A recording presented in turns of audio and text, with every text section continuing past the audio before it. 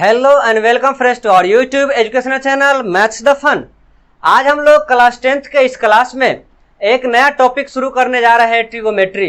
वैसे तो हमने आपको पिछले दिनों क्वाड्रेटिक इक्वेशन पढ़ाया था और क्वाड्रेटिक इक्वेशन सीखने के बाद आज हमने कहा था आपको एपी पढ़ाने को, बट एपी फर्स्ट टर्म का टॉपिक नहीं है। क्वाड्रेटिक इक्वेशन तो ऐसे ही हम लोग एक्स्ट्रा पढ़ चुके हैं, तो हम लोग फर्स्ट टर्म के कुछ टॉपिक को हम इंक्लूड करना चाह रहे हैं जो इम्पोर्टेंट हो। तो इस लिहाज से आज हम लोग ट्रिगोमेट्री पढ़ने जा रहे हैं। क्या पढ़ने जा रहे हैं? ट्रिगोमेट्री। ट्रिगोमेट्री का मतलब क्या होता है? सबसे पहले ट्रिगोनोमेट्री। ट्रिगोनोमेट्री का मतलब होता है ट्राइंगल मेजरमेंट। क्या होता है इसका मतलब? Triangle measurement.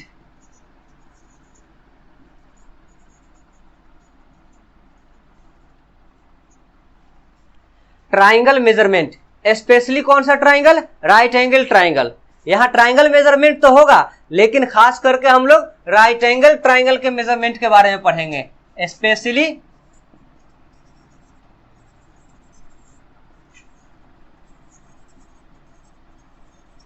Right angled triangle. Clear? तो राइट एंगल ट्राइंगल को आइए हम लोग एक नए अंदाज में पढ़ते हैं। हम लोग आज तक जान रहे थे बेस, परपेंडिकुलर, हाइपोटेनियस किसे। जैसे कि अगर हम राइट एंगल ट्राइंगल की बात करें, राइट एंगल ट्राइंगल किसे कहते हैं? A triangle whose one angle is right angle. एक ट्राइंगल जिसका वन एंगल 90 डिग्री हो, राइट एंगल ट्राइंगल कहलाता है। और इसमें अगर हम एंगल ये ले रहे हैं तो यह हमारा परपेंडिकुलर होगा और यह हमारा बेस होगा और यह हाइपोटेनियस होगा। अगर यहीं पे हम एंगल अपने चेंज कर देते हैं, अगर हम यहाँ पे ये एंगल देख रहे हैं इस फ्रेम में, तो ये हमारा परपेंडिकुलर हो जाएगा, ये हमारा बेस हो जाएगा और ये हाइपोटेनियस हो जाएगा। जी हाँ, इसको गौर से हमें समझना है। सबसे पहले side opposite to right angle is called hypotenuse. Hypotenuse ये हमेशा राइट एंगल के अपोजिट का साइन होगा, साइड होगा। राइट एंगल के अपोजिट का साइड हमेशा क्या कहलाएगा? हाइपोटेनियस कहलाएगा।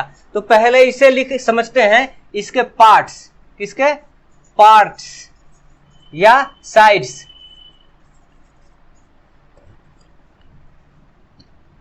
नंबर 1 पे आता है हाइपोटेनियस। हाइपोटेनियस किसे कहते हैं? तो sides opposite to right angle is called hypotenuse. Side opposite to right angle is called hypotenuse. ये हमेशा राइट एंगल के अपोजिट का साइड क्या रहेगा? हाइपोटेनियस रहेगा, है ना। और उसके बाद दूसरी चीज आती है, side opposite to taken acute angle is called perpendicular. यहाँ पे ये अगर एंगल ले रहे हैं तो इसके सामने का ये परपेंडिकुलर हो जाएगा, और यहाँ पे अगर हम ये एंगल ले रहे हैं तो इसके सामने का ये परपेंडिकुलर हो जाएगा, है ना। तो परपेंडिकुलर हम किसे कहते हैं? वैसे हम लोग क्लास 6 में पढ़ते आते थे, अल्टीट्यूड या परपेंडिकुलर हमेशा इसको लेते थे, जो हमारा क्या होता था? वर्टिकल लाइन होता था, है ना। वर्टिकल लाइन को हमेशा हम लोग परपेंडिकुलर लेते थे। तो यहाँ पे हम लोगों को वो नहीं करना है। यहाँ पे हम लोगों को ये समझना है कि taking acute angle. Acute angle कहने का मतलब हम जहाँ पे रेफरेंस पॉइंट जो हमारा है, हम जहाँ से देख रहे हैं फिगर को, उस फिगर के सामने वाला जो साइड होता है क्या कहलाता है? जहां से हम देख रहे होते हैं ऑब्जर्वर के सामने का जो भी साइड होगा वो क्या हो जाएगा? परपेंडिकुलर हो जाएगा। क्या हो जाएगा? परपेंडिकुलर हो जाएगा, है ना। तो परपेंडिकुलर को हम ऐसे डिफाइन करेंगे,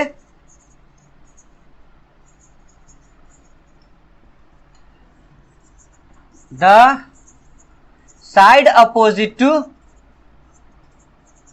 taken acute angle. Taken acute angle, लिए गए एक्यूट एंगल के सामने का साइड क्या कहलाएगा? परपेंडिकुलर कहलाएगा। वहीं पे अब जब बेस की बात आती है तो टेकन एक्यूट एंगल और राइट एंगल का कॉमन साइड जो होगा यह बेस कहलाएगा। कौन सा बेस कहलाएगा? टेकन एक्यूट एंगल और राइट एंगल का कॉमन साइड, है ना। बेस क्या कहलाएगा?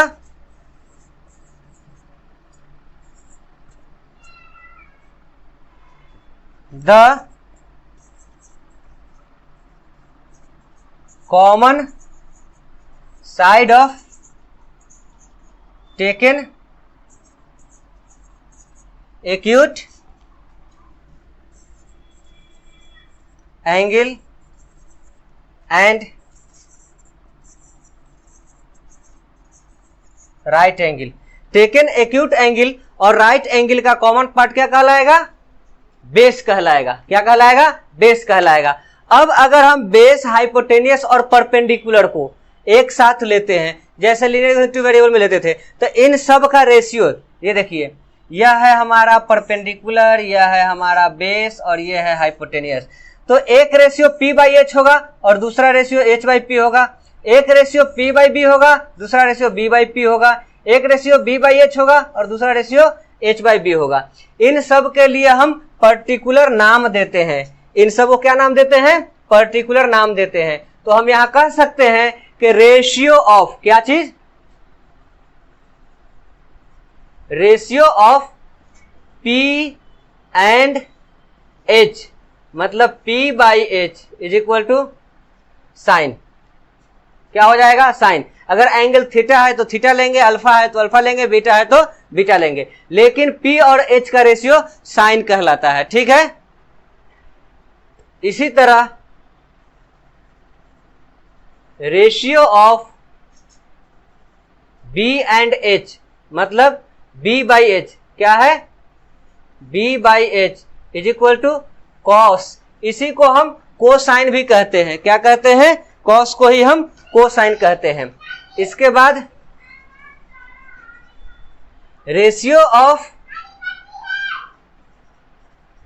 p एंड b, p और b का रेशियो हमारा क्या कहलाएगा? p/b। p/b को हम कहेंगे tan। क्या कहलाएगा? इसका नाम tan होगा, है ना। अब इसी तरह से इन सब का रेसिप्रोकल रिवर्स में, है ना। Ratio of h and p, मतलब h/p, that is reciprocal of sine. That is reciprocal of sine, p/h, h/p। तो साइन का रेसिप्रोकल क्या कहलाएगा? इसको क्या टर्म देंगे? कॉसेक। क्या नाम देंगे? कॉसेक नाम दिया जाता है, यूनिवर्सली से लिया गया है। फिर ratio of h and b, क्या लेते हैं? h and b। h और b का रेशियो क्या कहलाएगा? h/b। h/b को हम क्या नाम देंगे?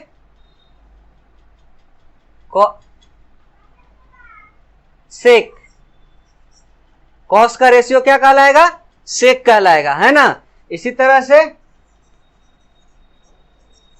रेशियो ऑफ, यहां पे क्या है? pb है, तो यहां पे b एंड p, मतलब b/p। ये b/p क्या कहलाएगा? tan का कॉट हो जाएगा, रेसिप्रोकल। ठीक है।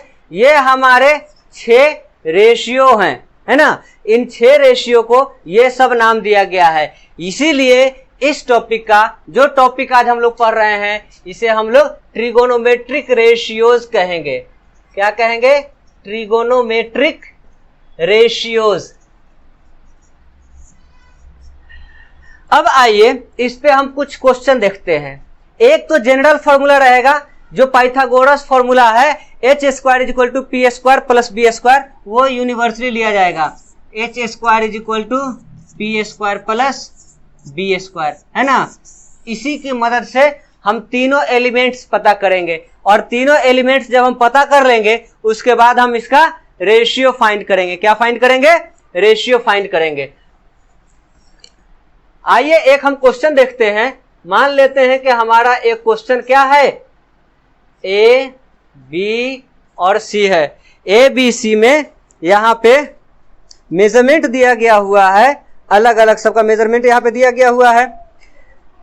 देखिए, ये हमारा 13 दिए हुए हैं और ये हमारा 5 दिए हुए हैं। अब इसको हम लोग अल्फा या सी, है ना, इसे हम लोग बीटा या ए, कुछ भी नाम दे सकते हैं, फाइंड करना है। थीटा दिया रहेगा, थीटा ले लेंगे। ठीक है, अब हम सबसे पहले यहाँ पे BC निकाल लेंगे। क्या हो जाएगा? BC स्क्वायर रूट 13 का स्क्वायर माइनस 5 का square, that is 169 minus 25, that is 144 is equals to 12। यह हमारा कितना आ जाएगा? 12। बस औकात इस रेशियो के, इन जो रेशियो दिए गए हैं, इन रेशियो के लिए हम कांस्टेंट मल्टीप्लिकेंट क्या लेते हैं? के लेकर के बहुत सारे किताबों में भी बनाया जाता है ना। तो के लेकर के भी हम लोग बनाएंगे और बना सकते हैं, ये डायरेक्ट भी आप बना सकते हैं। आपको रेशियो फाइंड करना है, के से के कट जाएगा, फिर तो आपका वही वैल्यू आएगा ratio of two same kinds of amount जो होता है वह एक फिजिकल क्वांटिटी कुछ नहीं होता है, वह सिर्फ एक रियल नंबर होता है। क्या होता है? रियल नंबर होता है सेम कट जाने के बाद। अब यहाँ पे अगर हमको साइन अल्फा मालूम करना हो, क्या मालूम करना हो? Sine alpha. तो इसके लिए अल्फा के लिए इसी को हम साइन सी भी कहेंगे। क्या कहेंगे? साइन सी। तो सी के लिए सामने का ये परपेंडिकुलर हो जाएगा, मतलब P बाई एच के जगह पे हम क्या लिखेंगे? A B by A C. क्या लिखेंगे? A B by A C. A B का वैल्यू कितना है? 5/13 आ जाएगा। वहीं पे अगर हम साइन बीटा मालूम करने जाएं, या दूसरे एक ही बार हम चलते हैं, हम सीधा चलते हैं सेक बीटा पर। क्या चलते हैं? सेक बीटा पर। बीटा के लिए आ गए, यहाँ पे सेक, इस एंगल के लिए ये बेस हो जाएगा और ये परपेंडिकुलर हो जाएगा, ये हाइपोटेन्यूस हो जाएगा। सेक बीटा मतलब सेक ए, सेक बीटा का मतलब हो जाएगा sec A. Sec is equal to क्या होता है?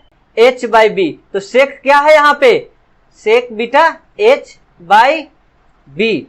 हाइपोटेनियस हमारा कितना आएगा? AC। AC बाई बेस क्या हो जाएगा? AB। AC का वैल्यू कितना है?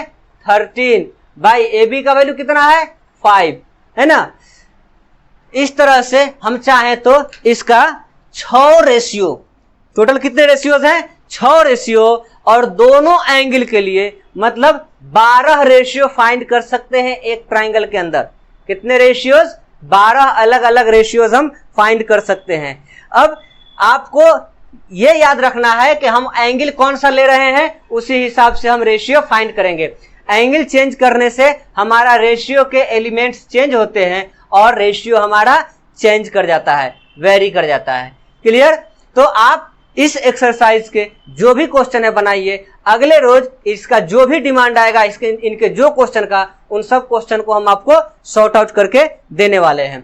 तब तक आप लोग वीडियो को लाइक करें, चैनल सब्सक्राइब कर चुके हैं दोस्तों के साथ शेयर करें, ताकि सारे के सारे लोग इसे सब्सक्राइब कर सकें और फायदा उठा सकें। तब तक के लिए थैंक यू वेरी मच।